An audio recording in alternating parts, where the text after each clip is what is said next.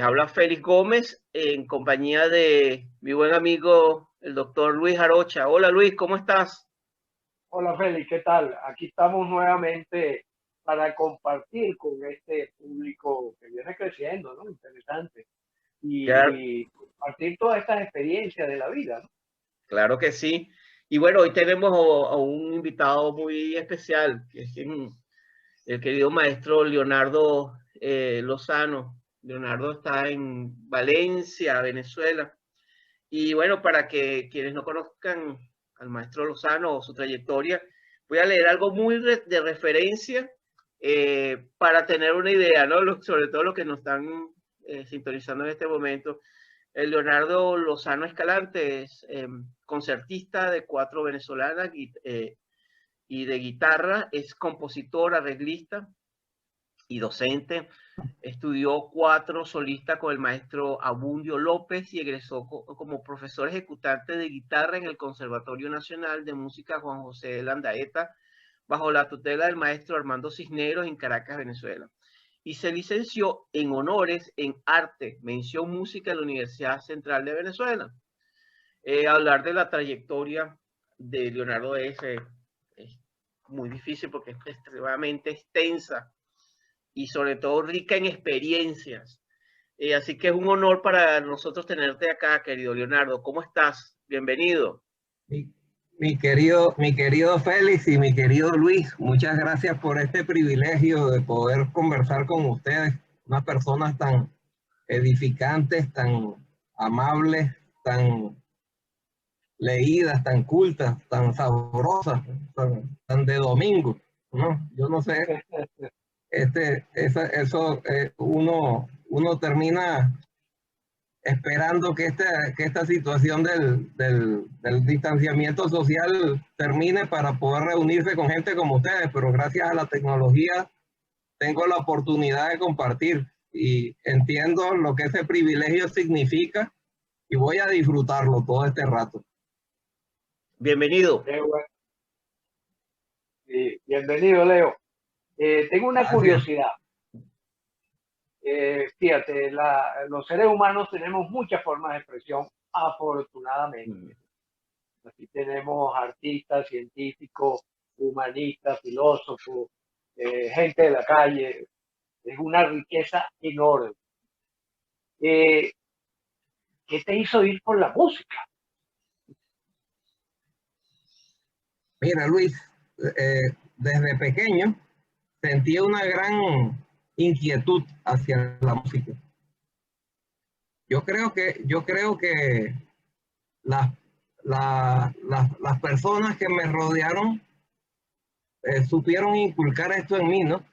Y es que como yo no parecía tener facilidades en ninguna otra cosa, cuando las personas me vieron ¿cómo se llama? Tan allegado a la música, tan ávido de ese arte, ¿no? Rápidamente me empezaron a entusiasmar. Recuerdo que una persona llegada a mi familia llamada Delia de la Fuente, una de las primeras experiencias que yo tuve con respecto a lo que hace un estímulo en el ser humano, lo tuvo esta señora con mi humilde talento de músico, porque amiga como era de la casa, un día llegó, en mi casa había un piano, porque mis hermanas estudiaban piano, a mí me alejaban de las clases de piano porque era muy fastidioso, pero cuando se iba la profesora me sentaba yo en aquel aparato a tratar de reproducir un poco lo que yo había capturado furtivamente, ¿no? Y entonces un día esta señora Delia de la Fuente le dijo a mi papá y a mi mamá, se llamaban Ana y Luis, ¿no? Les dijo, Luis, Ana, pero ese muchacho es músico, ¿no? Ese muchacho tiene talento para la música. Y el escuchar yo a aquella bella mujer decir unas palabras constructivas hacia mi persona, yo me aferré a aquel elogio y dije, quiero ser algo cercano a la música, ¿no? De tal manera que esa experiencia con esta señora, yo me aferré a sus palabras y luego fueron otras personas trayendo palabras de afecto, cariño, hasta palabras de estímulo, incluyendo a mis padres, y pues de una mano y de otra me fui agarrando hasta que aprendí a caminar solito, y ahora soy yo el que anda repartiendo elogios a los muchachos y haciéndoles ver que ellos son también, que ellos son unos hijos de Dios, que tienen unos talentos que pueden cultivar. Y ese favor que me hizo ella, yo vengo pagándolo a través de los años que tengo dando clases en la universidad, en el conservatorio, en la escuela de música. Uno se encuentra con jóvenes que están ávidos de aplausos, están necesitados de estímulos, ¿no? Y uno tiene que convertir a la cátedra propia en una fuente de piropos, en una fuente de estímulos, una fuente de apoyo para esos jóvenes. Y por un lado uno enseña y exige, pero por el otro uno aplaude a la persona. Y entonces en eso he pasado la vida, aplaudiendo y exigiendo, enseñando, exigiendo y aplaudiendo. Eso fue una gran lección que recibí de esta señora que nunca olvido, Delia de la Fuente. Y otro fue un colega de ustedes, Luis Gutiérrez Burgos. Él era obstetra, él fue quien me trajo al mundo, era compadre de mis padres, y al final le pedí yo que fuera mi padrino, ¿no? Porque me salvó la vida 2 veces. La primera cuando me trajo al mundo, que fui 8 mesinos y fue un parto difícil.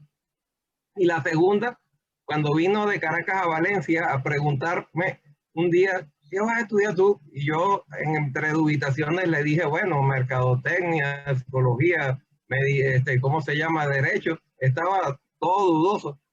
Y él, que me había escuchado tocar, me dice, muchacho, pero si tú eres músico, estudia música, ¿no? Y entonces me abrió los ojos, me salvó, él trajo a la vida, al ser humano, y después le asistió al parto del músico también, cuando ya yo tenía 17 años, 16 años, ¿no?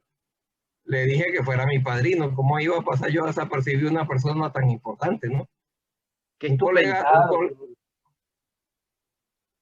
Y entonces, bueno, tras ese apoyo, mi papá, que había tenido un padrastro que era músico, pero no era un músico profesional, sino era un músico más bien que daba más dolores de cabeza que serenata,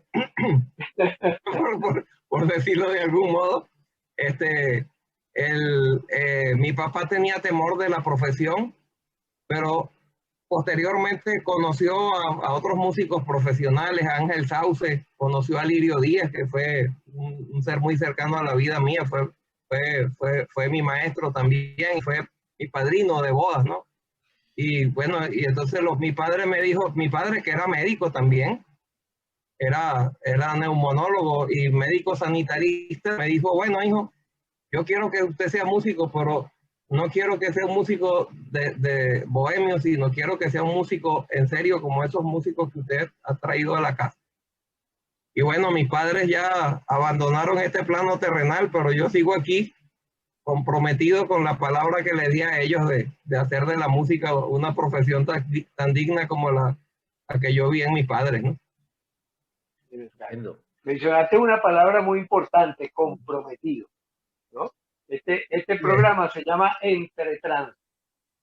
Y el trance, para la mayoría de los estudiosos con respecto a ese estado particular, tremendamente motivante y que nos centra alrededor de aquello que estamos haciendo, ¿no?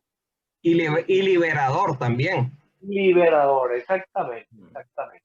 ¿Cómo vives ese momento musical? ¿Cómo vives ese momento de trance cuando tú estás o ejecutando o componiendo? Y si hay diferencia, por ejemplo, cuando estás componiendo y cuando estás ejecutando, ¿no?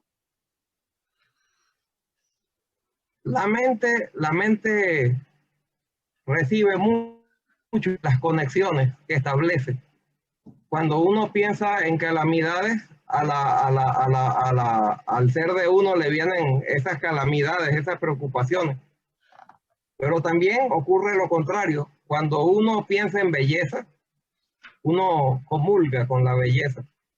Cuando uno, incluso cuando esa belleza pertenece a tiempos pretéritos, uno tiene la posibilidad de deslindarse del entorno vital propio del tiempo que le toca, y a través del sonido uno tiene la capacidad de conectarse con otra época, de transportarse, diríamos, ¿no?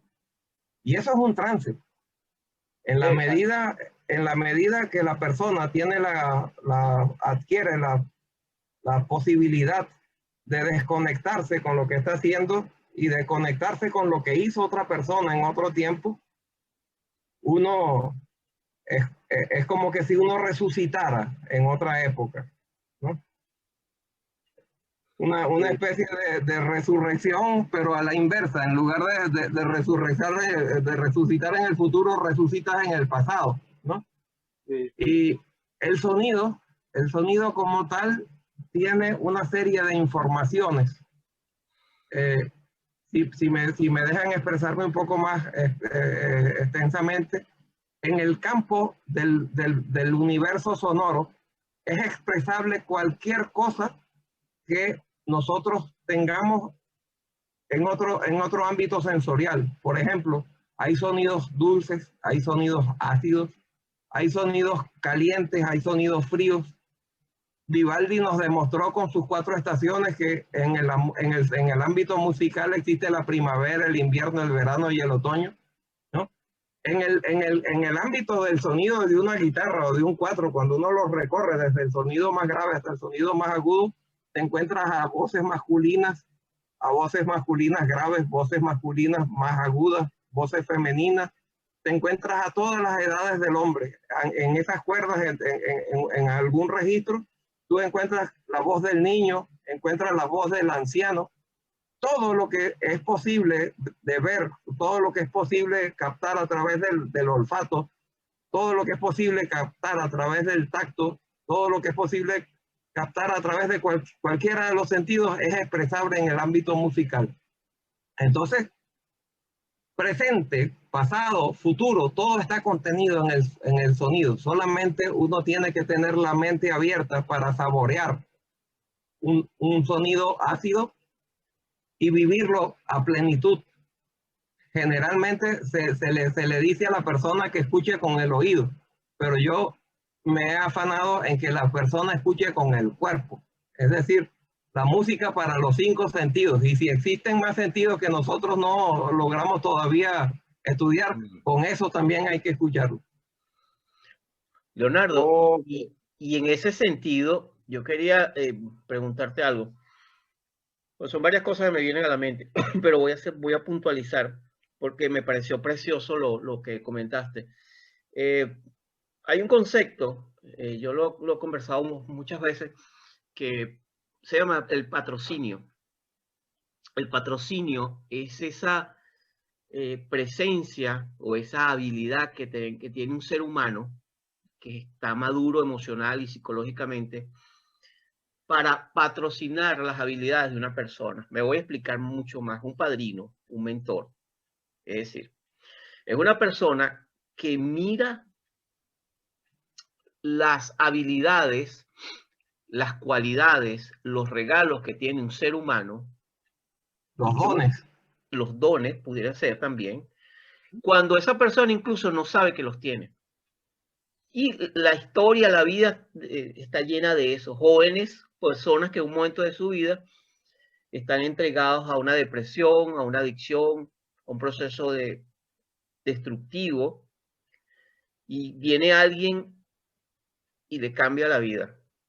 Hay muchas historias. Recuerdo hay un guitarrista que se llama Stig Bauham, que es un gran guitarrista y de blues, y él cuenta una anécdota. Él era un niño en un hogar disfuncional y su padre vivía en las drogas, la madre vivía en la prostitución, un hogar completamente disfuncional, y las noches cada vez que él llegaba del colegio eran golpizas entre el padre y la madre. Y recuerdo que un día, él comenta que un día está extremadamente triste, 13 años, y él comenta que estaba tirando, golpeando latas en la calle, ¿no? Con mucha rabia.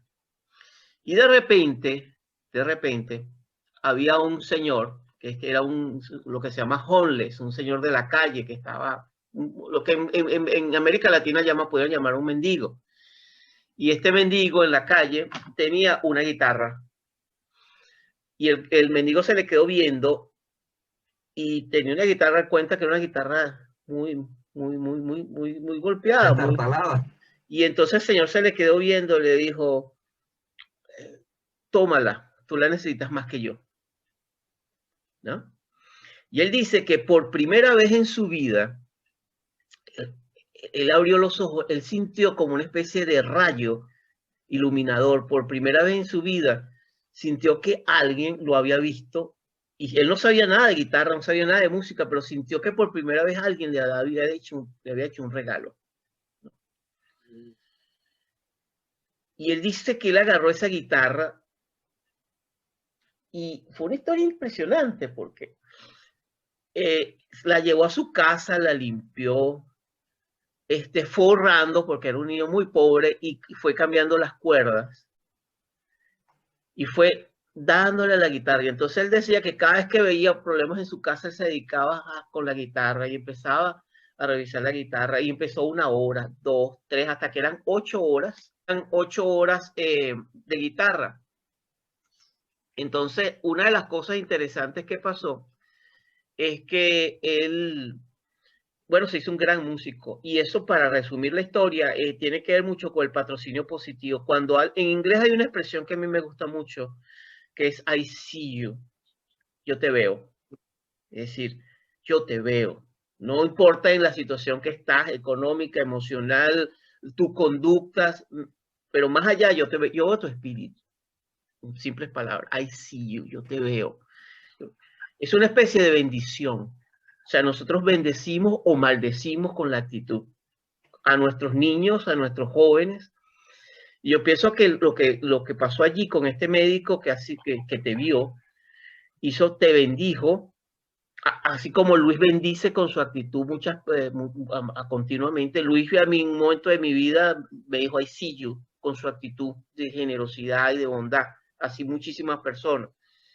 Entonces, eso hace que ese patrocinio, ahora tú tienes un patrocinio muy generativo, lo que se llama un patrocinio generativo. Es decir, yo como mentor puedo ser muy malo, muy oscuro, puedo maldecir, pero como mentor puedo bendecir a otros, puedo ayudar, puedo generar, puedo motivar, puedo ser una especie de Merlín, en un lado positivo, de mago Merlín, ¿no? Dicho esto, es lo que yo veo en ti, ¿no? Esa actitud de que es una persona que ha sido bendecido porque te han visto y tú te has conectado con esas bendiciones. Y te comento esto porque ahora va mi pregunta. Mi pregunta va en sentido, Leonardo, ¿qué cosas a ti te hacen sonreír? ¿Qué cosas te inspiran? ¿Qué cosas te conectan en trance generativo, expansivo, creativo en tu vida para crear, para hacer música? Una de las cosas es la belleza. La belleza, pero no solamente la belleza artística, sino la belleza contenida, inadvertida por mucha gente, ¿no? Uh-huh. Esto que tú llamas de lograr ver al otro es una palabra muy hermosa porque muchas veces pasamos en la vida como fantasmas, ¿no? Es decir, estamos allí y no somos notados. La persona patrocinante es así como un medium, ¿no? Que donde nadie te había visto, donde nadie había visto tu talento, él llega y lo ve, como un vidente, ¿no? Como un vidente de las facultades humanas. Yo no quiero decir esto de mis padres porque yo tuve un par de padres que fueron unos lingotes, ¿no? Pero... Traduce, ¿lingote qué significa? Un lingote de oro. Ok. Un lingote de oro, ¿no? Personas de un gran valor y de una gran belleza, de un gran brillo afectivo, ¿no? Pero las personas que yo les he nombrado antes tenían un contacto con el arte un poco más, ¿cómo se llama? Un poco más hacendado, ¿no? Y entonces ellos animaron a mis padres en algo que a lo mejor ellos no habían podido advertir, porque ellos no se habían dedicado a la actividad artística. Pero mi madre, sin embargo, era una persona artista, ¿no? Pero la persona que vino y le hizo ver, mira, este chico es músico, ¿no? Fue una comadre de ella, de Delia de la Fuente, y el otro compadre, Luis Alfonso Gutiérrez Burgos, el médico, hizo esta misma labor. Pero entonces eso de ver al otro es la capacidad de notarlo. Y eso es algo sumamente valioso en este mundo. Cuando tú formas parte de un salón de 25 niños que además están todos vestidos igualitos, porque existen los uniformes en nuestro colegio, no solamente eres uno entre 30 o 35, sino que además todo el mundo tiene un número allí, el número 1, el número 2, el número 3, ¿no? Y todos están vestidos igualitos y tienen la misma maestra. Cuando una persona en tu vida es capaz de verte a ti especialmente, tú te vuelves. Tú te vuelves especial. Y entonces es importantísimo el que uno se convierta en un patrocinador. Exacto. Sí. Lo que acaba de decir es bellísimo, ¿no? En el sentido de cómo un maestro, como un profesor, un educador, es muy importante que sea patrocinador, ¿no? Dentro de lo que estamos comentando. Es así porque nosotros venimos al mundo como seres únicos. Y la sociedad a veces, no sé si sin querer, nos convierte en individuos en serie. Pero la labor de un maestro es convertir en seres únicos, en saberle el valor de la propia existencia como ser único. Y una de las cosas importantes en la vida, en el profesor, en el maestro, es ver donde nadie capta y luego enseñar al discípulo a través de la introspección explorar su propia capacidad, entender su propia manera de ver al mundo. Yo pasé muchos años, creí que yo no fui en primaria de ninguna manera, ni en secundaria un estudiante brillante. Más bien era un estudiante promedio, más promedio bajo que promedio alto. Cuando llegué a la universidad y al conservatorio, empezó a cambiar mi vida porque empecé a tener notas altas que hasta ahora no había tenido. En la universidad estuve cerca de ser summa cum laude, y en el conservatorio pues lo fui. Y lo que pasa es que yo había pasado toda la primaria y la secundaria pensando que yo no era un ser que tenía inteligencia, ¿no? Me tenía a mí mismo por torpe. Y la música me ayudó a salir de ese viejo cascarón y decir, bueno, eso era la crisálida, ¿no? Ahora vamos a disfrutar de las alas que la vida me da a través de la música y de esta nueva manera de sentir. Entonces, el enseñarle al joven a tenerse por único y además a explorar su propia inteligencia y sus propias capacidades es un deber. Es un deber. Yo pienso que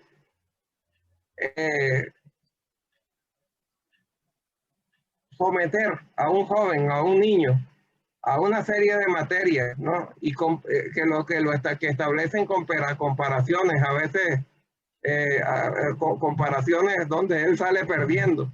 Es una experiencia que debería uno evitarle al chico, ¿no? Porque incluso a veces cuando me traen a mí estudiantes de guitarra y de 4 solistas, yo no sé si a ese chico que tengo yo, que con la guitarra no parece irle bien, es un genio en otra cosa. Claro. Entonces, yo prefiero pensarlo a él en otro ámbito brillante y respetarlo mientras le trato de enseñar música, si ese es su deseo. Maravilloso, maravilloso. Leonardo, voy en ese sentido, gracias, ya estamos de nuevo conectados. Luis, ¿tú tienes una pregunta? Que cuando date el turno a ti.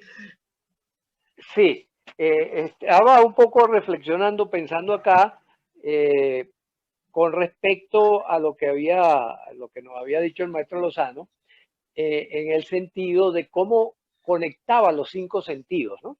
Mm. Y hay un fenómeno en psicología que se llama la sinestesia, que es el cruce de sentidos dentro de nuestras representaciones mentales, ¿no? Por ejemplo, recuerdo que Mozart escribió que él veía la música, que él veía las notas bailar en el aire, ¿no? Entonces, quisiera que ampliara un poquito eso, quisiera que nos hablara un poquito de eso, de cómo es tu vivencia de interconexión de eso, de el sentir con el escuchar, con el mirar, con toda esa experiencia. Bueno, yo cuando estaba pequeño oí hablar mucho del oído musical, pero en la medida que fui relacionándome con la música, dejé atrás aquello del oído musical y entendí que lo que había que tener era cuerpo musical. Porque la música no es algo que esté hecho para el oído, está hecho para los dedos de tus pies, está hecho para las piernas, para los músculos, ¿no? No hay una parte del cuerpo humano, de nuestra sexualidad, no hay una parte del cuerpo humano que pueda prescindir de la música. La música te tiene que recorrer todo el cuerpo. Y si bien entra por los oídos, no lo entiende el oído, lo entiende la vista, lo entiende el olfato, lo entiende el gusto, lo entiende el tacto y lo entiende el oído. Tú hace rato, Luis, hacías mención acerca del arte como medio de expresión, pero a mí me gusta ir más allá, es decir, no como medio de expresión, sino como lenguaje, y no como lenguaje, sino como forma de pensamiento. Y entonces cuando entramos cuando lo entendemos como una forma de pensar, ¿no? El ser humano que es capaz de pensar en colores y que podría entablar una conversación con un camaleón, a ver qué me está diciendo, ¿no? Y a ver qué le respondo yo. O con el pájaro, o con la rosa, ¿no? Con su fragancia.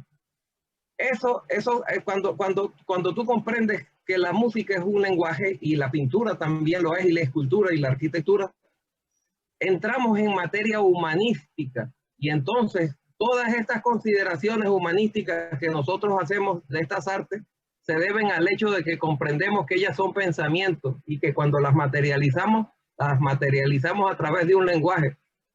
Pero es lo que se puede decir con el color, es lo que se puede decir con el sonido. Cómo tú puedes llegarle a la punta de la lengua con un acorde a una persona, ¿no? ¿Cómo puedes darle frío? ¿Cómo puedes manifestar un amanecer o un atardecer? ¿Cómo a través de un nocturnal o de un nocturno como los de Chopin, que son maravillosos, cómo puedes expresar la grandeza de la noche? ¿Cómo están allí contenidos los brillos, las estrellas, los pensamientos, el silencio nocturno, ¿no? La luz de la luna. ¿Cómo ese regalo que nos dio, por ejemplo, Debussy con su Claro de Luna y el mismo Beethoven que escribieron Claro de Luna? Eso no es otra cosa, señores, que manifestar la magnificencia de la noche, los rayos de ese satélite maravilloso que tenemos allí a través del sonido, ¿no? Entonces, el sonido, la música no solamente es un medio de expresión, es un lenguaje. Y es expresión, pero expresión del pensamiento, no solamente de las emociones. Todos los elementos que contiene la música y todos los que contiene el arte son dueños de una semántica particular. Y rojo puede ser adjetivo o puede ser verbo, ¿no? O puede ser sujeto, como lo puede ser rugoso, como lo puede ser liso, como lo puede ser caliente, como lo puede ser frío. Entonces, la pintura, ustedes que han estado tan cerca del arte y de la sanación, la pintura la escultura, la música, la poesía. A mí me admiraba, por ejemplo, yo defino las artes como aquella cosa a través de la cual se hacen especiales las cosas ordinarias. Reparemos un poco, reparemos un poco en la poesía. No hay diccionarios para poetas, no. Las mismas palabras que utilizamos nosotros pidiendo el pan en la panadería son las mismas que están a disposición de las personas. Entonces, ¿qué es lo que hace que una cosa sea poesía y la otra cosa sea chisme? Pues la manera especial de tratar a ese elemento. Cuando yo a través del sonido, con una cosa tan común, como un cuatro, como una cuerda templada allí que puede servir hasta para secar los calcetines al sol, ¿no? Como los del tendedero. Esas cuerdas, cuando tú las utilizas con maestría, sabiendo las posibilidades expresivas que hay en ellas, tú las conviertes en algo especial. Eso es el arte. Y el arte esa vida que uno le consagra al arte es para poder entender qué nos dicen las cosas. Amado Nervo escribió un poema llamado Revelación y decía algo más o menos así: deja que los seres y las cosas hablen, deja que se muestren en su desnudez. Es decir, te dirá la flor por qué te perfuma, te dirá la abeja por qué acendra miel. Dice, porque hasta los dioses nunca se rehusan a un tenaz por qué, ¿no? Y entonces es eso, es entablar conversación con tu entorno, es vivir la vida según su magia, ¿no? Maestro Leonardo, y en ese sentido yo quisiera hacerle una petición muy humilde. A ver. ¿Pudiera ser posible que eso que nos está expresando bellamente pudiera expresarlo tocándonos una pieza de su inspiración? A ver, ¿cuál quisieras escuchar tú? Lo que usted pues le surja, lo que usted pues le salga en su creatividad y en su musa. Bueno, mira, tomando en cuenta el momento que vive Venezuela, yo voy a buscar ahorita mis cuatro para interpretarles un pajarillo, ¿no? Maravilloso.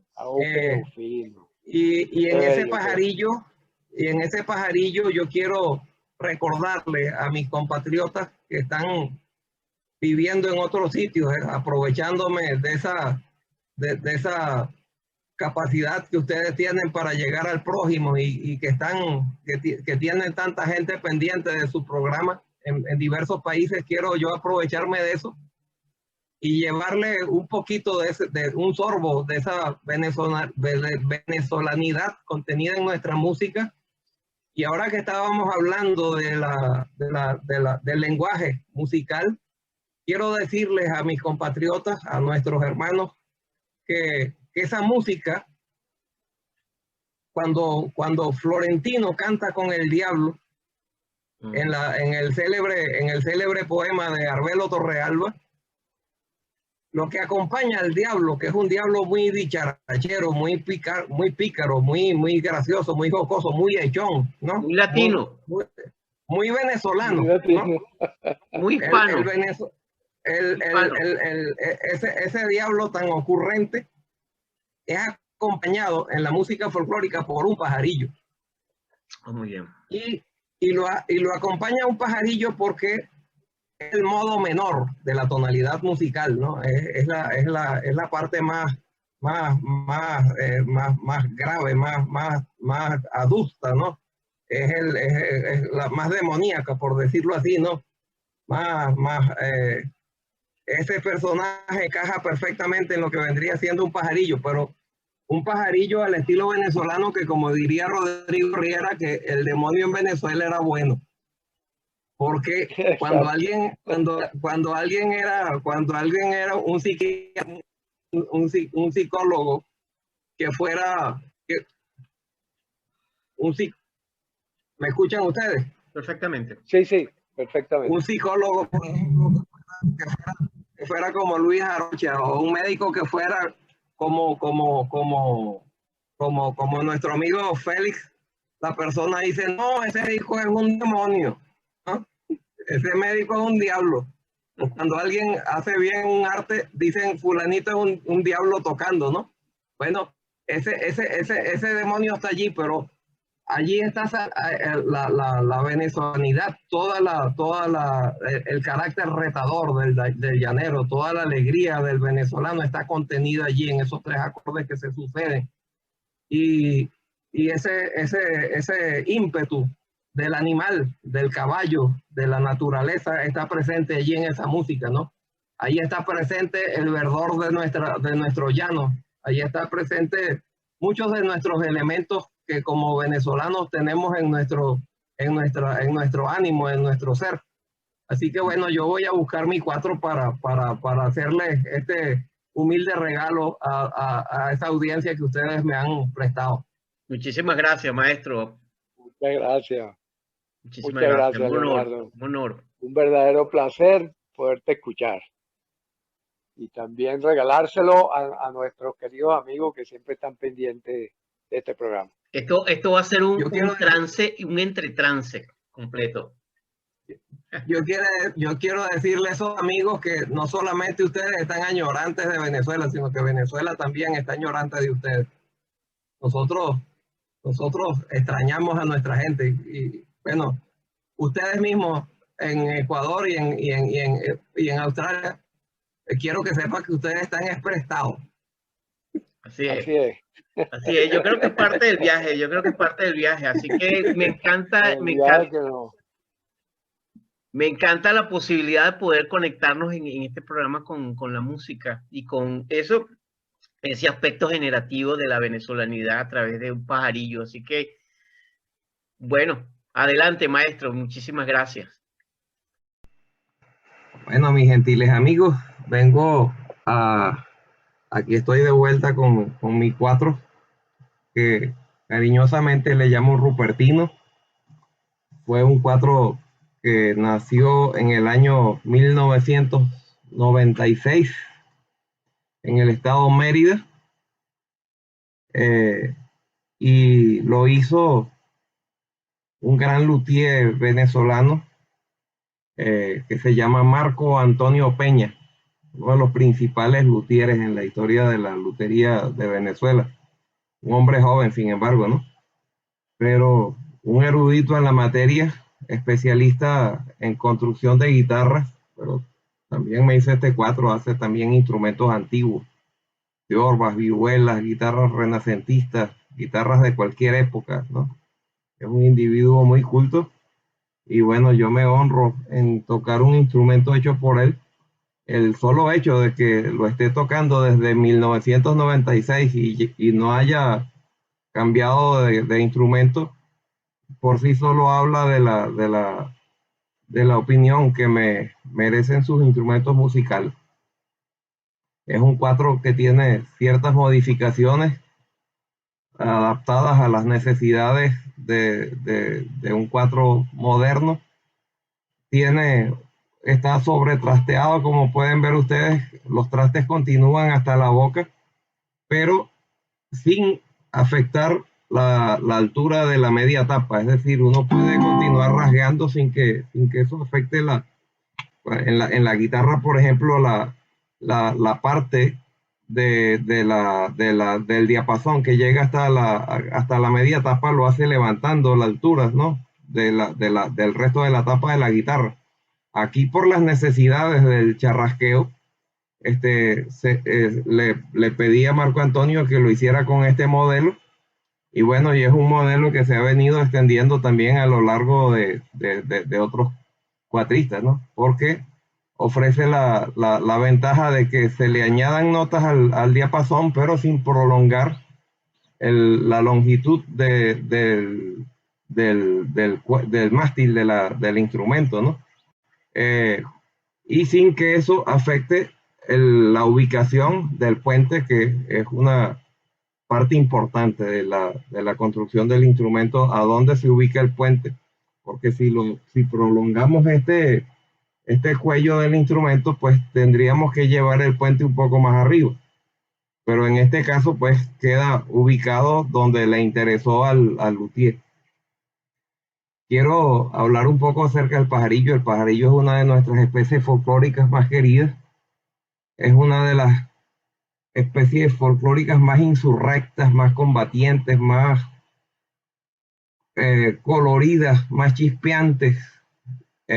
Cuando estábamos comentando hace un rato, les decía que Florentino, cuando canta acompañado con el Diablo, Florentino, cuando se acompaña esto en el llano, ¿no? Porque hay versiones orquestales como la maravilla que nos legó el maestro Antonio Esteves de la cantata criolla.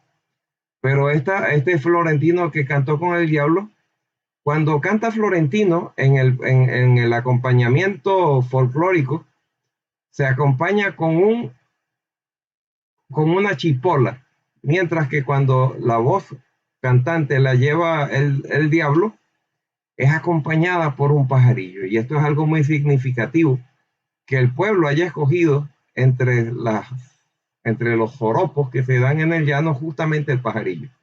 La primera razón que me parece acertada por ello es que es en el modo menor. El modo menor le da cierto carácter sombrío, ¿no? a la tonalidad, y esto es muy adecuado para acompañar a un demonio. Pero también hay que decir que, como recalcábamos anteriormente, ese es un demonio venezolano que, como decía Rodrigo Riera, aquí el diablo es bueno.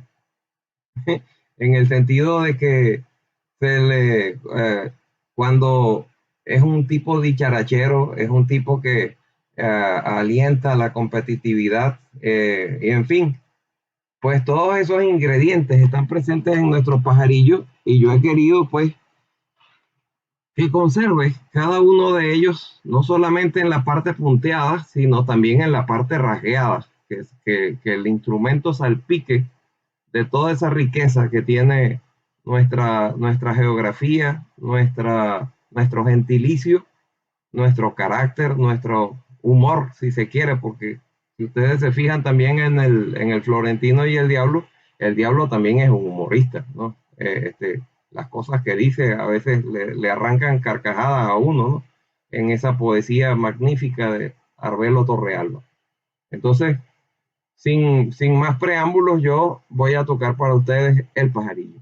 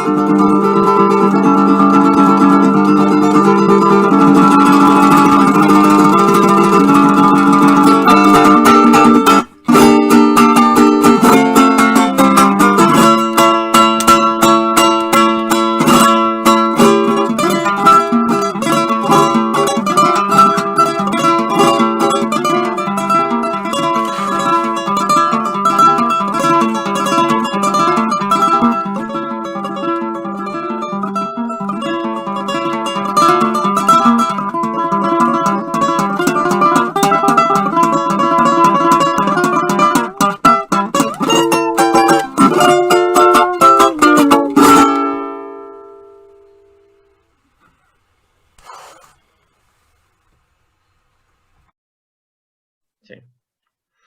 Maravilloso. A mí me llamó la atención lo que hablaba Leonardo acerca de cómo es fascinante, ¿no? Esa metáfora de que cómo en las cuerdas contienen todas las edades del hombre y de la mujer. Es decir, todas las edades, ¿no? Desde el niño, el hombre maduro, el anciano, las emociones. Es fascinante, es un planeta. Es un planeta de códigos, de símbolos, ¿no? Que están allí. También me llamó mucho la atención el aspecto de lo demoníaco que puede ser también un instrumento, ¿no? Me recordó a la leyenda esta de Paganini, ¿no? Del diablo y el violín. Sí, sí, sí. Bueno, Paganini prácticamente vivió no solamente de su genio, sino de esa leyenda que se creó en torno suyo. Sí, sí, sí. Cuando él tocaba, los que le hacían propaganda hacían oler azufre en la sala, ¿no? Y la gente se asustaba con todas estas cosas, ¿no? Porque ciertamente, y él era un personaje que desde su fisonomía ya arrojaba cualquier cantidad de sentimientos enigmáticos, ¿no? Era un hombre alto, delgado, de manos larguísimas, flemático, de aspecto enfermizo, ¿no? Y ese aspecto enfermizo muchas veces hacía entrever que si estaba vivo era por algún milagro del demonio, ¿no? Pero sencillamente lo que había detrás de ese hombre era horas y horas de estudio, ¿no? Y de dedicación y genio, desde luego. Maravilloso. ¿Qué habilidades y qué capacidades como maestro de música que eres, tú piensas que aporta la práctica a un joven o un niño de la música? Mira, el primer regalo que le hace a la música al ser humano que se abre al estudio de los instrumentos musicales es, en el caso del género de instrumentos musicales que yo toco, es aprender a hablar con tu mano.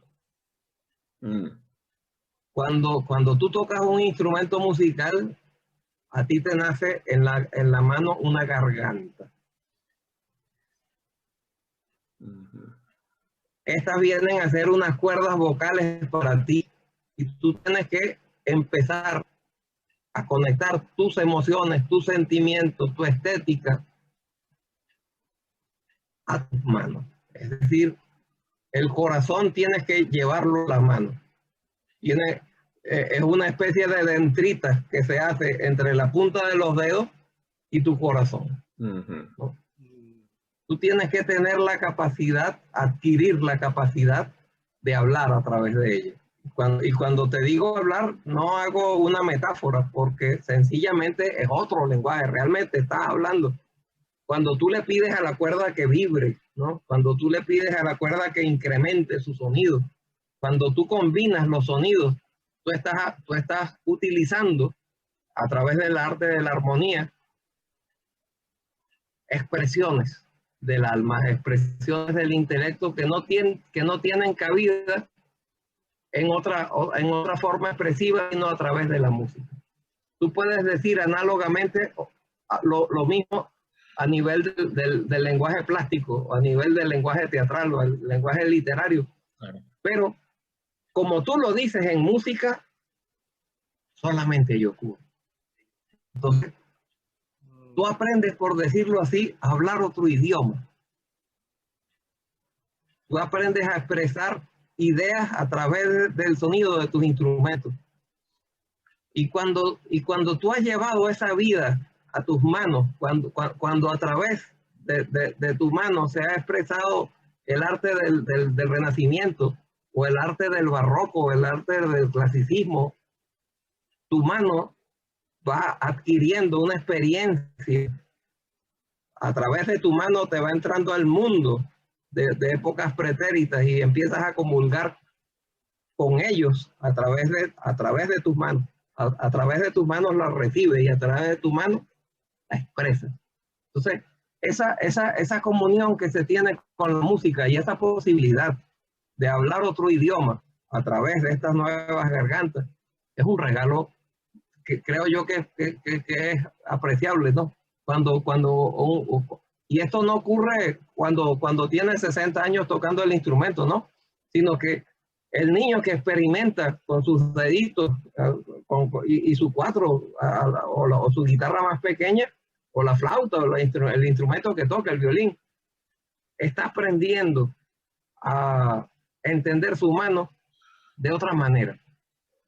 Hubo una época en el pasado de la humanidad cuando el hombre empezó a utilizar aquellas pequeñas herramientas, ¿no? Cuando empezó a expresarse a través del arte. Recuerdo haber leído que la cavidad cerebral tuvo que abrirse paso para que esas nuevas potencias que le venían a través del pensamiento y a través de sus manos tuvieran lugar. Lo mismo ocurre cuando nosotros ponemos a nuestros niños en contacto con el arte, ¿no? Comienzan a esos centros del cerebro que tienen que ver con la vista, comienzan a encenderse allí, ¿no? Comienza el cerebro como un arbolito de Navidad, cuando de noche lo conectan todas las luces, ¿no? Empieza a activarse todos esos centros allí. Y yo creo que nuestros niños merecen eso. Nuestra vida merece eso. Esa riqueza está allí para que la usemos, para que seamos parte de ella, eso es un evangelio del arte. Entonces, esa buena nueva hay que llevársela al ser humano. Yo ahorita, cuando hice contacto con Luis tenía atrás una pintura que él mismo hizo, ¿no? Y yo tenía a Luis diciéndome una cosa y atrás tenía la imagen diciéndome otra cosa, ¿no? Entonces yo no sabía con quién hablar, si con el cuadro que él pintó o con él, ¿no? Pero yo le decía a Luis, hay un indígena atrás de ti que me está diciendo cosas, ¿no? Yo le tuve que cambiar la conversación porque el indígena que él había pintado, ¿no? Estaba dándome gritos y yo tenía que hacerle caso. Le dije, cuando le hablé de la pintura, ya la pintura me estaba diciendo, yo pensé que no me habías visto, pensé que no me habías escuchado. Cuando yo le dije a Luis de sus pinturas, ya se quedó tranquila, ¿no? Ok, ya yo te vi, sí, yo te estoy escuchando también a ti. Interesante. Entonces, así como se escuchan las imágenes visuales, también eres capaz de así como tú oyes colores, puedes ver cuando este milagro entre las dendritas de una región y otra del cerebro ocurre. Tú empiezas a oler con tus oídos, a oír lo que estás viendo, ¿no? Y comienza un nuevo mundo a manifestarse, un nuevo mundo que es un mundo milagroso. Y a ese mundo tenemos acceso todos los seres humanos. Yo pienso que el arte es un evangelio, es una buena noticia, una buena nueva, que todos los seres humanos deberíamos tener a mano para crecer espiritualmente, e intelectualmente y emocionalmente también. Qué bien, qué buena síntesis. Fíjate, voy a leer aquí una partecita de uno de los sonetos de Shakespeare, ¿no? Que me hiciste acordar y que justo tenía el cuaderno aquí al lado, ¿no? Y entonces dice lo siguiente, es el soneto 23. Dice, oír con la mirada, aprender a bien leer lo que el silencio escribe, ¿no? Creo que recoge bastante bien esto que has estado diciendo, que nosotros integramos, ¿verdad? Toda la información auditiva, visual, kinestésica, etcétera, etcétera, lo que pensamos, lo que sentimos, y lo integramos en un paquete que es la vida. Y eso es interesante, ¿no? y cómo en este caso, por ejemplo, la música y a través de ese hermosísimo pajarillo que nos interpretaste, nos permite conectarnos con eso como un todo, ¿no? Mira, cuando el arte nació, si tenemos como cuna del arte la época del Paleolítico Superior, y nos remitimos a las cuevas de Altamira, a las cuevas de Trois-Frères, las Coques, hay una lección que está allí tácita, es maravilloso. El hombre pintaba aquellos bisontes a veces 4 o 5 kilómetros cuevas adentro, ¿no? Eso quiere decir, por un lado, que no estaba viendo al bisonte, porque difícilmente se puede imaginar a uno que vayan a dominar un animal de estos, meterlo y hacerlo que pose 4 kilómetros cueva adentro para que uno lo pinte, ¿cierto? Eso nos lleva a una reflexión bellísima, y es que el hombre estaba pintando lo que tenía en mente. Es decir, primero observó con cuidado, primero fue un anatomista y después pintó lo que tenía en su mente, no lo que tenía enfrente. Eso es algo maravilloso, porque está copiando no del natural, sino de su pensamiento. Pero después ocurre algo interesantísimo, más interesante todavía, y es que aquel hombre en la caverna umbría, no está soslayando el arte y apartándolo como hecho artístico. El hombre a la vez era cazador, porque él cazaba al animal, ¿no? Él vivía, su familia vivían de la cacería de ese animal. Era artista porque lo había pintado, pero también era mago, porque resulta que cuando el animal estaba ya representado, venían y le aventaban las lanzas como una especie de vudú sobre la obra de arte hecha. Y entonces allí estaba presente en el mismo hombre el cazador, el mago y el artista. Con el tiempo, y esto es una cosa que pienso yo, el artista, el mago y el cazador agarraron cada uno su camino y se empobrecieron. Pero descubrí con el tiempo que yo, para ser un buen artista, necesitaba recuperar al mago y recuperar al cazador. Para recuperar al mago era necesario que yo tuviera dominio de todos los elementos estructurales del arte que practicaba.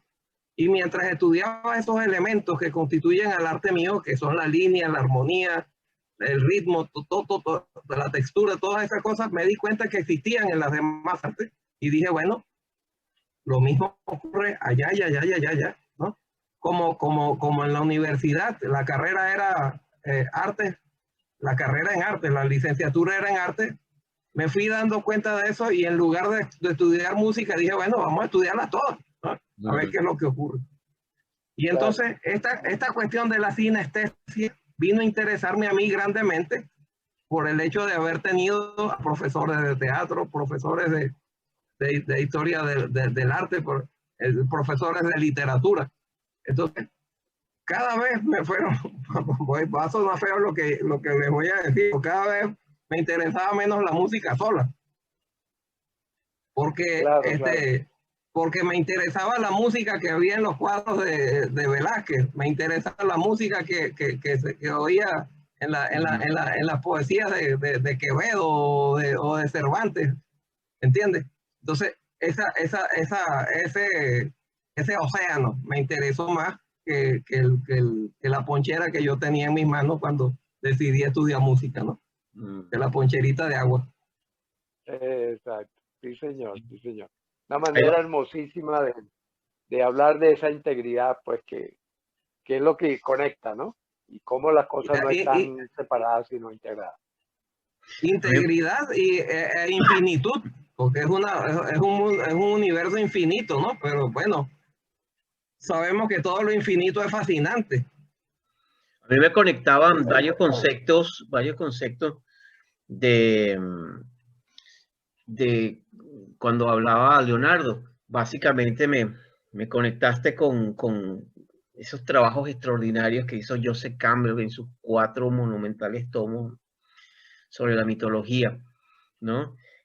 También con el viaje del héroe y toda la conexión que habla Joseph Campbell con el hechicero, el chamán, el viaje del artista que se encuentra básicamente con el héroe, ¿no? En su viaje iniciático, rituales iniciáticos, pero también, Luis, algo que conversábamos desde hace muchos programas sobre la neuroplasticidad cerebral, el concepto del desarrollo neuronal a través, por ejemplo, en este caso de la música, el caso de la música específicamente, como entre tantas artes que nos dejaron los dioses, si lo miramos de una perspectiva arquetipal.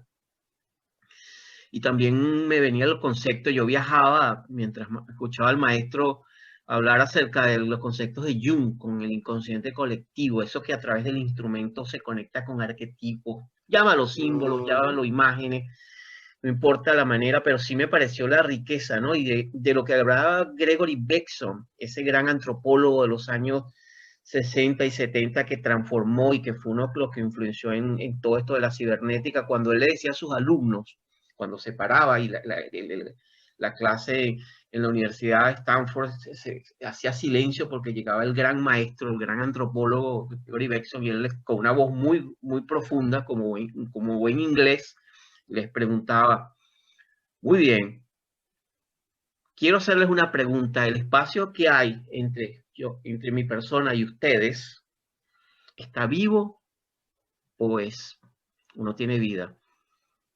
Ese espacio, ese vacío que aparentemente está vacío o hay vida. Y la otra pregunta que les hacía después de ese silencio y la gente se miraba era, ¿el mundo está vivo o está muerto?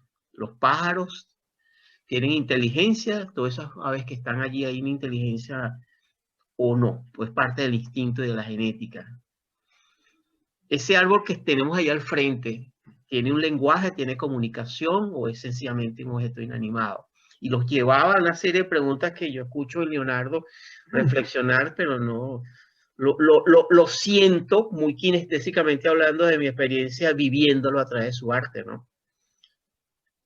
Mira, el asunto es que cuando uno estudia, como voy a tomar una palabra que utilizó Luis de Jarocha, maravillosa, que es cuando empiezas a escuchar desde el silencio de la música o desde el silencio de las artes, tú te das cuenta que todos sus elementos son semánticos.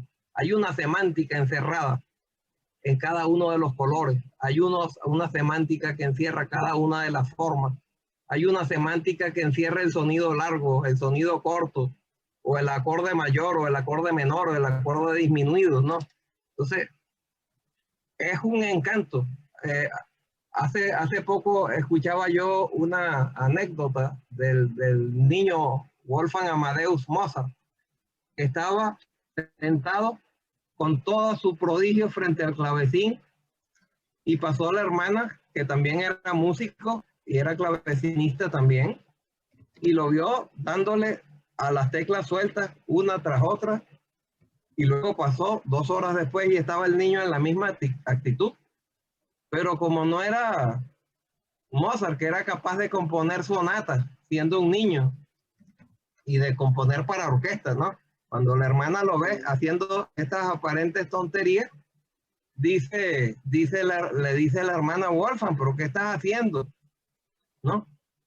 Tocando esas notas allí, estás aburrido. Le dice, no, le dice él a la hermana, estoy buscando notas que se amen. Sonidos que se amen unos a otros. Entonces, qué maravilla, ¿no?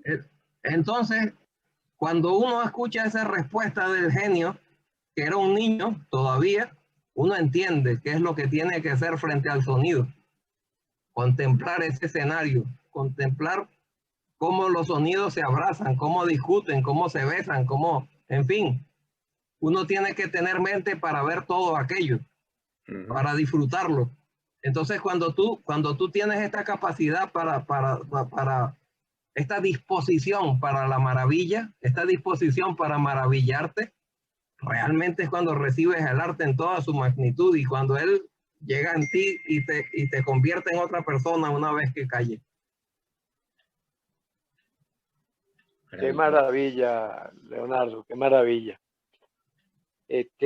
Leonardo, bueno, muy lamentablemente, porque esto a lo mejor debemos darle una continuidad posterior, pero tú sabes que estos programas tienen un tiempo límite, ¿no? Claro. Y entonces, bueno, ya toca el momento de despedirnos por ahora y esperar una nueva oportunidad, pero ha sido realmente una ambrosía de satisfacción haber conversado contigo todas estas maravillas y cómo se inserta la música en la vida, ¿no? Bueno, yo les agradezco tanto, no solo por tener el privilegio de haber estado en el programa de ambos, sino por tener el privilegio de conversar con ustedes. Ojalá yo pudiera tener una ventana mágica y conversar con ustedes todos los días, cada vez que quisiera. Pero bueno, como estamos tan lejos, si por ejemplo se me ocurre abrir esa ventana a las 3 de la tarde, sabe Dios a qué hora de la noche me voy a interrumpir el sueño a nuestro amigo Félix. Con Luis tengo unos horarios más parecidos, ¿no? Entre Quito y Venezuela, una hora. Pero bueno, yo les agradezco a ustedes, les agradezco a Dios por haber tenido esta oportunidad tan grata, tan maravillosa, tan sabrosa, ¿no? Ya me parece que esto es un domingo eterno, ¿no? De esos sabrosos que uno no quiere que pasen. Así que le agradezco a ambos la generosidad que tuvieron para acogerme en su programa y tener la sensibilidad y la inteligencia que en ustedes es algo egregio, ¿no? Que me hayan permitido estar un rato aprendiendo de ustedes y compartiendo con ustedes y con ese público que se han ganado programa tras programa. Yo creo que eso se va a ir, ese público va a ir creciendo exponencialmente en la medida que encuentren en ese lenguaje de ustedes y en esa información que tienen un mundo tan maravilloso. Gracias por todo. No, ha sido un honor. Gracias nuevamente. Es un honor, de verdad que coincido con Luis, un honor y un disfrute. Leonardo, el maestro Leonardo nos muestra lo que es ser generativo en cualquier lugar. Sobre todo sé que las condiciones en Venezuela, de hacer lo que estás haciendo, de enseñar en Venezuela bajo las condiciones que estás haciendo. Y que a veces mucha gente no lo entiende, ¿no? Sobre todo otros países en América Latina no entienden la situación que vivimos y cada quien tiene sus razones. Sin embargo, hacer música, hacer creatividad en estos momentos requiere de un espíritu muy elevado, de manera que somos nosotros, y especialmente mi persona, el que ha estado aprendiendo de usted, maestro. De verdad que coincido con Luis, un deleite escucharlo. Me llevó, me conectó con Carl Jung, me conectó con Gregory Bateson, me conectó con los conceptos de McLean, de neuroplasticidad cerebral y todo. Y más allá de eso, sobre todo, me metió en un profundo trance creativo e hipnótico. Sí. Bueno, quizás me faltó explicar lo del cazador, cómo un músico es cazador, pues. Pero eso lo vamos a dejar para el próximo programa. Sí, exactamente, pero lo que quiero decir es que ustedes también son unos cazadores porque captan la atención de la gente, ¿no? Y eso era lo único que quería decir, ¿no? Capturan.